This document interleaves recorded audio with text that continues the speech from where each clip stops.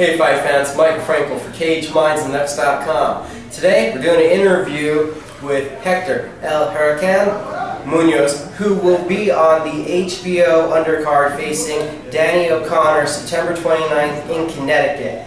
Fight was just announced. How excited are you about it? I'm excited. We're just getting ready for this fight.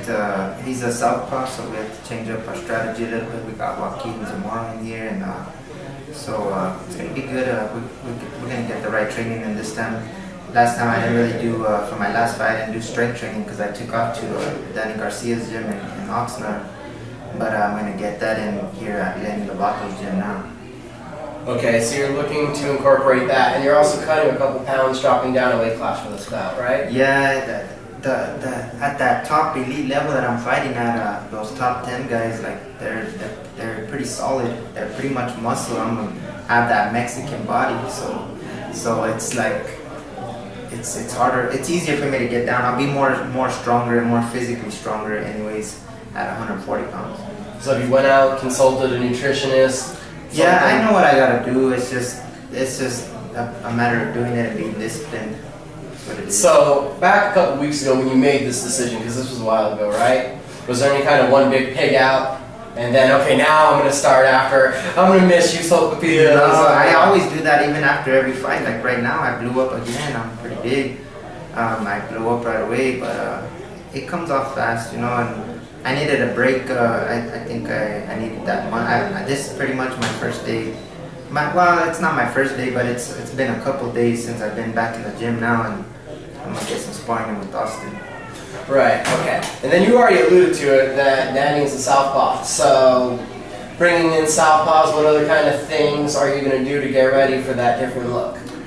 I just need to learn how. We're working on just moving my head a little bit because I keep coming forward, and the guys are going to know where to hit me at. So, this time I'm going to start working on my head movement, and that should change the whole game in the fight. Because my last fight I didn't hold my head. I just thought mentally I could just run him over, but he was physically just his size is pretty much bigger, and you could just feel the physical in the weight class, and especially at the top 10 level, like those guys that I'm fighting now, I'm losing to. They're more physically stronger. They're just all muscle, and like if I fight at a lower weight class, I'm gonna be stronger. I know I will be. And then, what's the excitement about that thought? Now that you said you kind of felt their power, what's the excitement in your thought of being able to apply that upon your opponent? Oh, it's gonna be great. It's kind of just like the last fight when I fought here. John Revish, he had fought at 140 pounds before, and he moved up a couple fights. He fought at 47. He lost those fights, and so he moved up with me, and it's like a same size guy with me. But he still looked pretty cut up, not me, but right. But at 140 pounds, I'll get down and I'll be more cut up a little bit and more defined. On that strength and conditioning and doing more of that, have you sat down? Are you planning to make out a plan? Yeah, I got a plan. We're going to be working at Lenny Lovato's gym, Total Fitness, and he's going to lay out a game plan for me in the physical training side of things for that are going to teach me in the boxing way. Right. And you have 8 more fights, I think, professionally than Danny. Where do you think your experience can become an advantage? It's going to come in right away. Just with the top opposition that I fought, he hasn't fought nobody that he hasn't faced anyone close to the opposition that I've been fighting. So he's going to be in for a rude awakening, especially on that day, because I'm going to be bigger, stronger, and he's not going to be able to bully me around. I'm going to be able to bully him around just like the last guy I fought here, John Revish. Bullied him around like nothing and just not worrying. Especially at that weight class, they ain't gonna hurt me. They don't hurt me at 147 pounds, big punchers.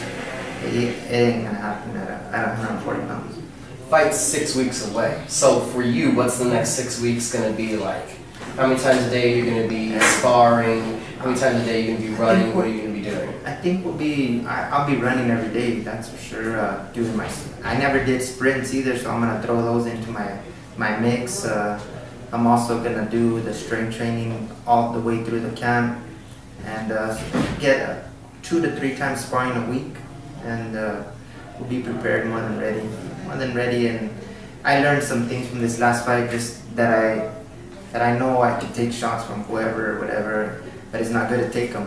But that's why I need to learn how to move my head a little bit. So the head movement, the foot movement, and angles, evasiveness is going to be a big. Yeah, we're going to be working on our angles a lot because I'm just there. If you see my fights, I just keep coming and coming I'm in the same place. And that works probably at a lower weight class, but at this weight class that I'm fighting at, it's kind of hard to move those guys, you know what I mean? Right. So with that, is there a thought of, as you're coming forward, you're going to also have to work on your agility somewhat to be able to cut off those angles to make sure the guy isn't just trying to evade you? Yeah, he's going to be trying to evade me, that's for sure. But like I said, I'm going to work on getting these guys when I'm sparring, just figure them out real quick. I have a lot of experience. So I ain't gonna get tired. It's only an 8-round fight. I wanted more rounds, but they only offered 8 rounds. So I passed up another big fight with Juan Orango, ex-world champion.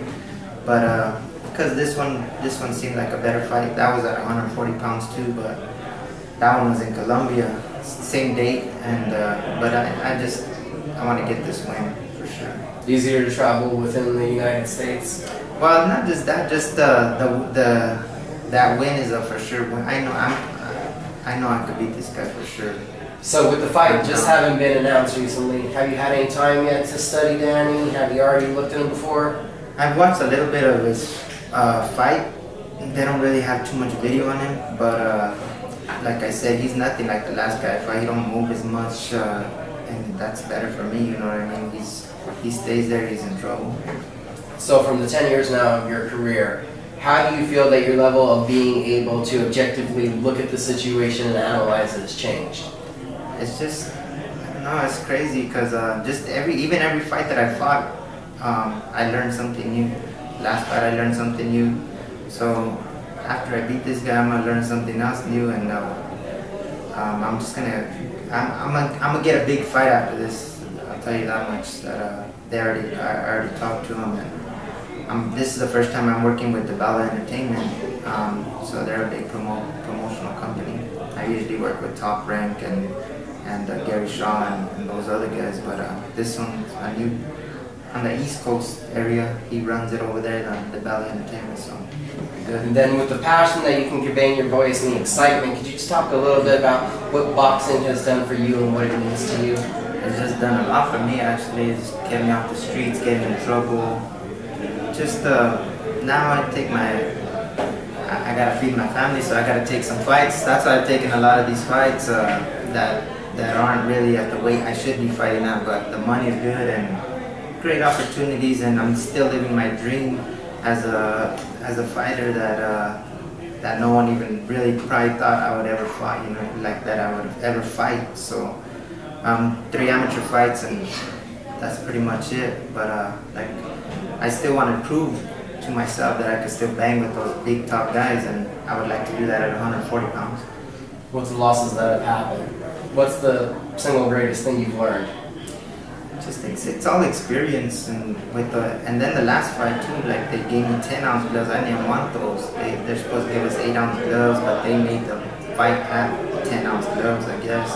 So I have no pull over that, you know. But I'm not a big puncher, especially at that weight division. But at 140 pounds, I think I've stopped everybody that I fought at 100 and under 147 pounds. I've stopped them. So it'll be good. I'll be ready, and my power will be there.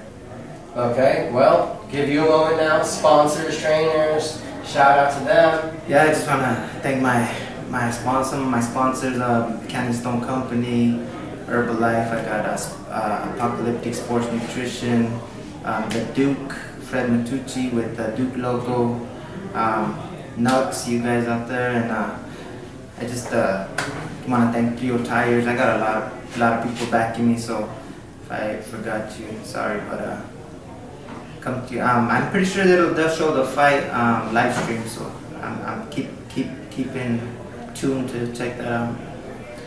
Thank you very much for the opportunity for the interview. Look forward to seeing you in the ring. And everybody else, make sure to watch out for that live stream on September 1st, the HBO show. See Hector Munoz take on Danny O'Connor.